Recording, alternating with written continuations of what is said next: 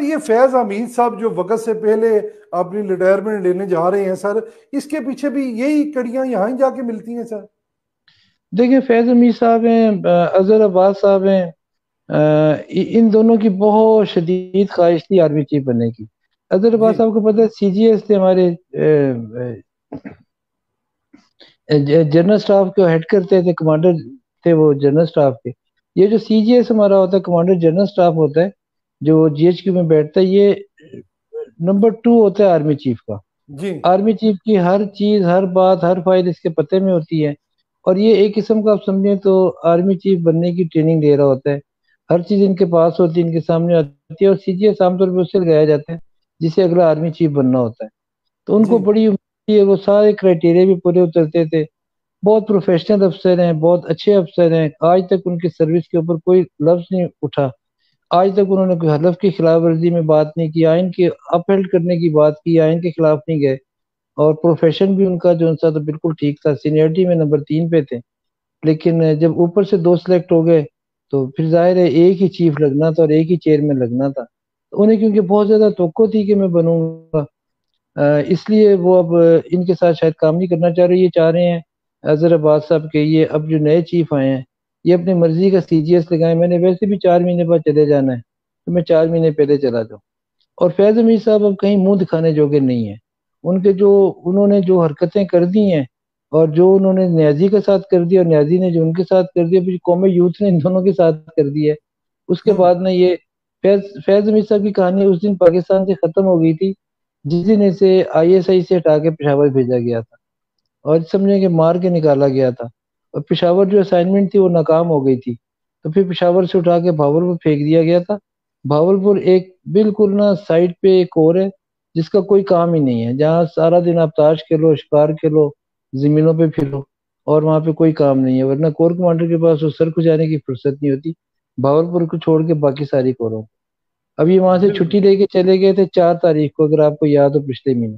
جی اور ان کا ٹائم یہ تھا کہ 20 دن کی چھٹی ہے۔ انہوں نے چھٹی میں وجہ لکھی تھی فیض حمید صاحب نے کہ میرے نا گھر کے کوئی فنکشن ہے، میں نے وہ اٹینڈ کرنے ہیں، اور 4 سے لے کے 24 تک کی چھٹی تھی، اور 24 کو آ کے انہوں نے جو پچھلے مہینے دھرنا چلنا تھا، لانگ مارچ چلنا تھا، اس کو مینیج کرنا تھا، اس کو فنڈنگ کرنی تھی، اس کے بندے لانے تھے، گاڑیاں لانی تھی۔ تو جب یہ نکلے ہیں وہاں سے تو 3 دن کے بعد رپورٹ آئی ہے کہ جناب یہ تو نہ گاؤں گئے ہیں، نہ ان کا کوئی فنکشن ہے، یہ تو کل بکھر میں تھے، پرسوں لئے میں تھے، IDA خان میں ہے، یہ تو فنڈ ریزنگ کر رہے ہیں، اور ہوں ان کا ارادہ تو 24 کو واپس جا کے یہ دھرنا پلان کرنے کا اور لانگ مارچ پلان کرنے کا ہے۔ تو پھر آرمی نے بڑا اسٹرکٹ ایکشن لیا، ان کی چھٹی کینسل کی، انہیں کہا آپ کا گھریلو فنکشن ہے، آپ کے پاس بھاولپور میں کس چیز کی کمی ہے جہاں آپ فنکشن نہیں کر سکتے، آپ کا جو بھی فنکشن ہے آپ بھاولپور میں کریں گے، اور آپ بھاولپور آپ نہیں چھوڑیں گے۔ تو انہیں وہاں پابند کر دیا گیا تھا، آپ اسے نظر بندی بھی کہہ لیں، آپ اسے کوارٹر گارڈ کہہ رہے ہیں، جو بھی کہہ لیں، تو ان کی کہانی نا بہت پہلے کی ختم ہو چکی تھی۔ اب ختم ہو یہ خواہ چکی تھی مخواہ وہ ایک جی غبارے میں ہوا تھی، تو آپ نے دیکھا پرسوں اس پہ پنڈ لگ گئی، اب اس کا کام کیا فوج میں، وہ کرے گا کیا؟ ان ہوں لوگوں کے ساتھ وہ کہاں چلے گا جن کے خلاف چلتا رہا، جن کے خلاف سازشیں کرتا رہا؟ تو یہ تو الحمدللہ کہ وہ لوگ آ گئے ہیں۔ فیض حمید صاحب کے پاس نا ایک گدر سنگھی ہے، وہ جی باجوہ سے لے کے نیچے تک سب کو بلیک میل کر لیتے، سیاستدانوں کو بھی، ججز کو بھی، عدلیہ کو، بیوروکریٹس کو، سب کی نہ پول پٹیاں ان کے پاس تھیں۔ وہ ڈی جی آئی اے سے رہے، اس سے پہلے ڈی جی سی آئی رہے، تو ان کے پاس سارے راز تھے۔ لیکن ابھی جو لوگ اوپر آ گئے ہیں 2 آدمی اوپر، ان کا جی کوئی راز نہیں ہے، ان کی زندگی کھلی کتابیں ہیں۔ آپ کو پتہ ہے ایک یتیم ایک حافظ قرآن ہے، ان کی زندگی میں ایسا ہے ہی کچھ نہیں کہ کوئی انہیں بلیک میل کر سکے۔ اب بالکل حافظ ایسی صاحب، ہے جی جی جی حافظ جی صاحب کے چلو بارے میں آپ کو بتا دوں کہ میرے ان کے ساتھ دوستانہ تعلق ہیں، اور کافی عرصے کا ہمارا ایک لنک ہے آپس میں۔ حافظ صاحب کی تنخواہ ہے کافی، لیفٹیننٹ جنرل اچھی بڑی سیلری ہوتی ہے، یہ تنخواہ ان کی ضرورت سے زیادہ ہے، تو جس دن ان کی تنخواہ آتی ہے یہ پورے اس کے 50% ڈونیٹ کر دیتے ہیں۔ یہ کچھ دوست ہیں